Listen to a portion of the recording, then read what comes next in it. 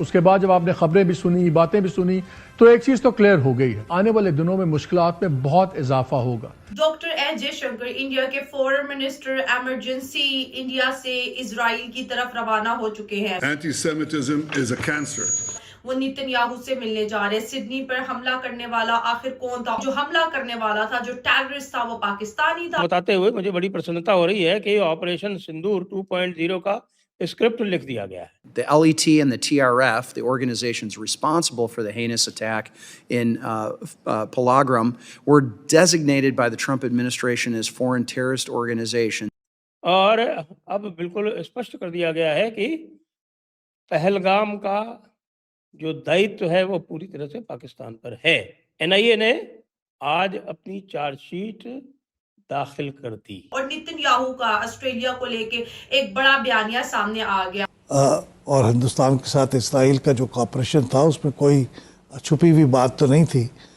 अब हमें इन दोनों के साथ एक सिंक्रोनाइज्ड जंग के लिए भी तैयार होना चाहिए। नेतन्याहू अक्सर ये कहते हुए पाए जाते थे कि आप जो है जूस कम्युनिटी को लेके एनवायरनमेंट के अंदर एक्सट्रीमिज्म को बढ़ाएंगे और इसका जो रिजल्ट होगा वो बहुत ज्यादा खतरनाक होगा। तो this is a very dangerous reality. जी हाँ, और मेरे ख्याल हमें अपनी डिप्लोमेटिक चैनल से इस साजिद जट को हैंड ओवर करो। पाकिस्तान उसको हैंड ओवर करेगा नहीं और उसके बाद फिर पाकिस्तान के ऊपर ऑपरेशन सिंदूर 2.0। इंडिया के फॉरेन मिनिस्टर एमरजेंसी इंडिया से इजराइल की तरफ रवाना हो चुके हैं।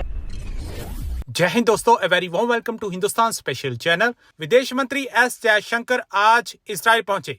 यहां वह देश के शीर्ष नेतृत्व से मुलाकात करेंगे और द्विपक्षीय एवं क्षेत्रीय मुद्दों पर चर्चा करेंगे। मीडिया के अनुसार जयशंकर अपनी संक्षिप्त यात्रा के दौरान राष्ट्रपति आइजैक हयोंग व प्रधानमंत्री बेंजामिन नेतन्याहू से मुलाकात करेंगे और अपने समकक्ष गिदोन सार के साथ द्विपक्षीय बातचीत भी करेंगे। एक सूत्र ने बताया कि चर्चा द्विपक्षीय और क्षेत्रीय मुद्दों पर केंद्रित होगी ताकि दोनों देशों के बीच रणनीतिक साझेदारी को और गहरा किया जा सके।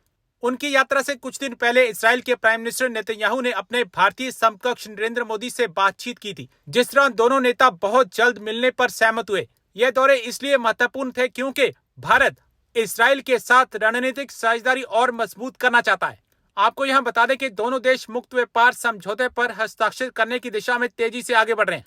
स्मोट्रिच की यात्रा के दौरान दोनों देशों ने एक द्विपक्षीय निवेश संधि पर हस्ताक्षर किए। डॉक्टर एस जयशंकर इंडिया के फॉरेन मिनिस्टर एमरजेंसी इंडिया से इजराइल की तरफ रवाना हो चुके हैं। पहले वो यूएई जाएंगे, वहां पर एक शॉर्ट मीटिंग करने के बाद वो नेतन्याहू से मिलने जा रहे हैं। सिडनी पर हमला करने वाला आखिर कौन था? और नेतन्याहू का ऑस्ट्रेलिया को लेके एक बड़ा बयानिया सामने आ गया और आखिर इसके पीछे ऑस्ट्रेलिया क्या कर रहा था, ऑस्ट्रेलिया किस तरह से साइलेंट रहा और किस तरह से जूस कम्युनिटी को ऑस्ट्रेलिया के अंदर टारगेट किया गया, इसके पीछे क्या सच है क्या झूठ है। और जिसने टारगेट किया वो जो एक्सट्रीमिस्ट पर्सन था कि वो पाकिस्तान से था, मैं इसको टेररिस्ट ही बोलूंगी क्योंकि इसका ये सारा ये जो जिस तरह से उन्होंने अटैक किया, बीच के ऊपर लोग सेलिब्रेशन कर रहे थे। तो ये जी साजिद अकरम और नवीद अकरम है और ये दोनों बाप बेटा है। अगर इनकी उम्र बताई जाए तो बाप की उम्र 50 साल और बेटे की उम्र 24 साल बताई जाती है। और बीच के ऊपर जूस कम्युनिटी गैदरिंग थी और ये गैदरिंग किस वजह से थी ये जानना बहुत ज्यादा जरूरी है। तो ये गैदरिंग थी हनुक्का सेलिब्रेशन की। जूस कम्युनिटी के अंदर हर साल इस त्योहार को मनाया जाता है और जिन लोगों को नहीं पता उनको मैं बताती चलूं कि ये 8 डेज का एक फेस्टिवल होता है जिसको फेस्टिवल ऑफ लाइट्स भी पाकिस्तान से भी जोड़ा जा रहा है। अगर वो पाकिस्तानी था, एक बड़ा क्वेश्चन है, तो वो कई साल पहले पाकिस्तान छोड़ के जा चुके हैं। लेकिन इतनी बड़ी ट्रेनिंग इनको कैसे मिली? और कहा जा रहा है कि इनकी जो कार थी उसके अंदर भी कुछ ऐसे खतरनाक किस्म का मटेरियल मौजूद था, यानी बम धमाका भी ये करने का प्लान करके आए हुए थे।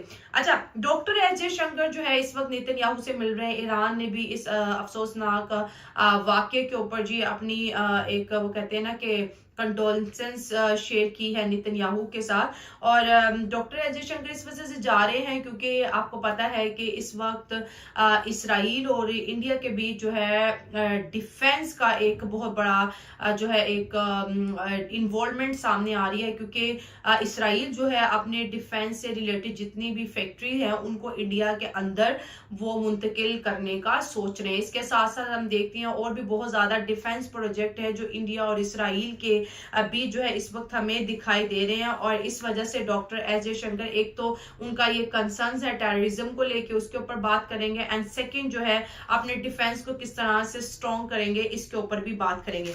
जूस कम्युनिटी दोस्तों, अगर हम बात करें मुस्लिम या जूस की बात करें तो इनके बीच जो क्लैश है वो अभी नहीं, काफी ज्यादा पुराना है। और अगर किताब की रूह से देखा जाए, मतलब अगर मुस्लिम पॉइंट ऑफ व्यू से देखा जाए, अल कुरान के पॉइंट ऑफ व्यू से देखा जाए, तो अल कुरान भी यही कहता है कि जो यहूदो नसारा है वो मुसलमानों के दोस्त नहीं हो सकते। तो दोस्ती तो इन दोनों कम्युनिटीज के बीच तो नहीं हो सकती, लेकिन इस तरह के जो अटैक्स हैं ये सोसाइटी के लिए बहुत ज्यादा अनहेल्दी हैं। और कोई भी रिलीजन, कोई भी रिलीजन हो, कोई भी कंट्री हो, आपको नहीं सिखाता कि आप मासूम लोगों के ऊपर इस तरह से गोलियां बरसाएं। ये एक्सट्रीमिज्म की एक बहुत बैड एग्जाम्पल है कि जहां पर एक ऐसे दो बाप और बेटे जिनका कोई क्रिमिनल रिकॉर्ड अभी तक ऑस्ट्रेलिया में सामने नहीं आया और एकदम से वो बीच पे जाते हैं और जूस को निशाना बनाते हैं। और जूस और फलस्तीन की आपको पता है एक वॉर भी चल रही है, हमास के साथ भी इनका काफी लंबा जो है एक जंग की सूरत आप कह ले, वहां गजा पट्टी का आप हाल देख ले।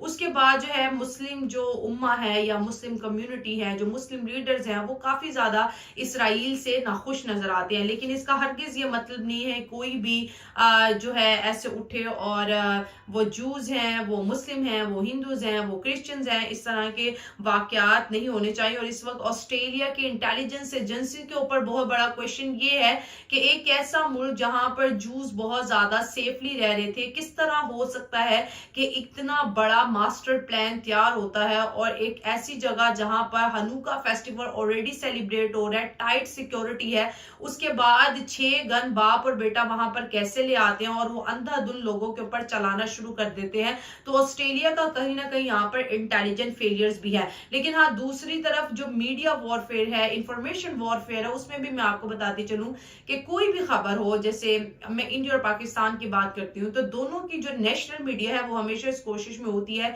कि हम एक दूसरे की टांगे खींचे। लेकिन एक दफा खबर की जब तस्दीक हो जाए ना, एक दफा खबर की जिसे बोलते हैं ना वेरिफिकेशन हो जाए, तो उसको फिर डिलीवर करना बहुत ज्यादा आप इजी हो जाता है और उसकी ऑथेंटिकेशन पे क्वेश्चन बताते हुए मुझे बड़ी प्रसन्नता हो रही है कि ऑपरेशन सिंदूर 2.0 का स्क्रिप्ट लिख दिया गया है और अब बिल्कुल स्पष्ट कर दिया गया है कि पहलगाम का जो दायित्व है वो पूरी तरह से पाकिस्तान पर है।